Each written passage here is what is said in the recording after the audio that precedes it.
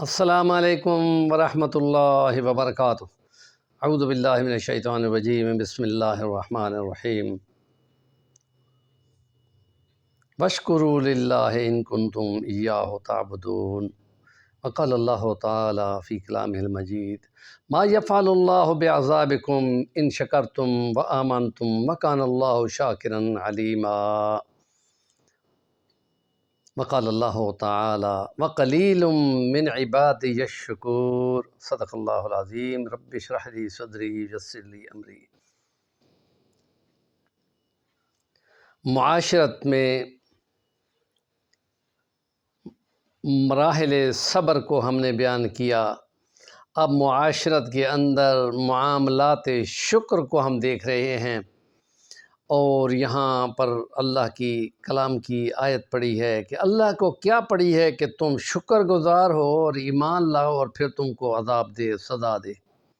ایسا نہیں کرتا وہ، لیکن وہ جب ذکر کرتا ہے باغ والوں کا قصہ کہ ان کے باپ نے، 4 بھائیوں کے باپ نے اپنے باغ کی اچھی رکھوالی کی اور اس میں سے خدا کی رضا کا صدقہ نکالتا رہا، شکر گزاری ہوتی رہی، بے موسم کا فروٹ ملتا رہا، لیکن جس وقت اس کے بعد ان کے بیٹوں کی باری آئی تو انہوں نے ناشکری شروع کر دی، خدا نے سارا باغ ہی جلا دیا۔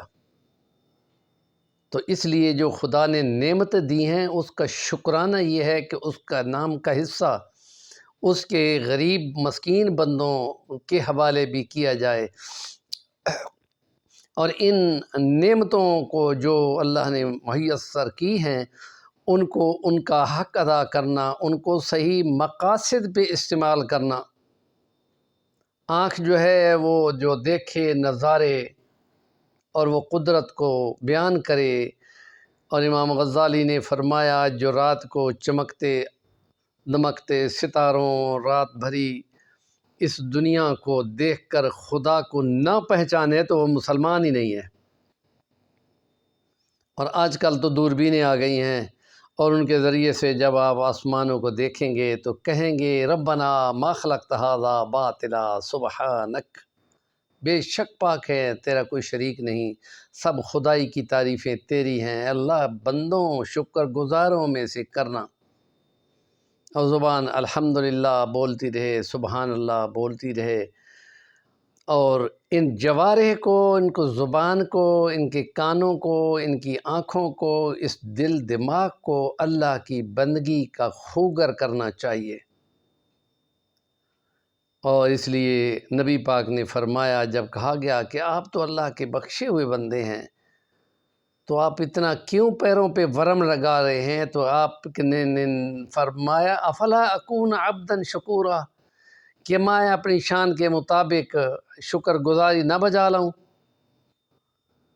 تو اس لیے شکر گزاری کے تقاضے ہیں، عبادات پوری کی جائیں، نوافل بھی پڑھے جائیں، جو فرضی صدقہ ہے زکوٰۃ وہ دی جائے، اور جو نفلی صدقے ہیں وہ بھی دیے جائیں، اور شکر گزاری کا اظہار کیا جائے کہ اس کی نعمتیں تم پہ موجود ہیں، کہ دائیں ہاتھ جو ہے وہ اوپر والا ہو، دینے والا ہاتھ ہو، نیچے والا ہاتھ لینے والا ہو، اور صرف اللہ کی رضا مقصود ہو۔